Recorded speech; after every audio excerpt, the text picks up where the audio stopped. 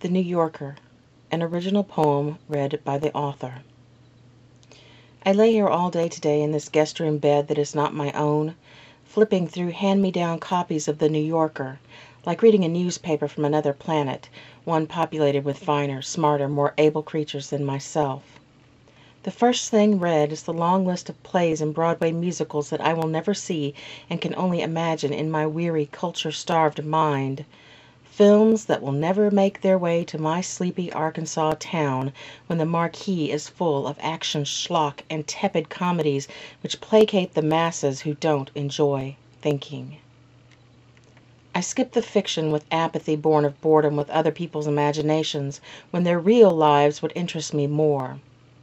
I read every pen and ink cartoon, never cracking a smile, often reading them over and over, trying to locate the humor, often convincing myself that it's an inside joke from which I have been excluded. I now know that in Greenwich Village there's a disheveled old hippie couple running a dingy but delightful restaurant named Shopson's, where I could drop in for a big steaming bowl of cotton picker gumbo melt soup, while I gaze in anxious curiosity at the sign which hangs next to the cluttered counter and reads, "All our cooks wear condoms." I look at all the tiny ads placed shyly at the borders of the self-important writings of the most urbane of the urbane elite, and I think to myself, were I a moneyed and sophisticated New Yorker, I could, from the comfort of my uptown loft, order a handcrafted silk bow tie from the wilds of Vermont, or an all-cotton Oxford shirt whose manufacturer brags, "Baggier is better."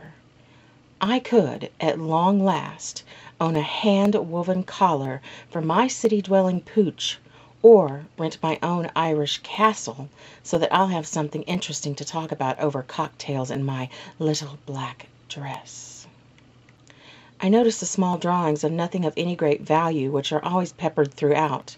They are unsigned and barely noticeable, like some unclaimed piece of flotsam.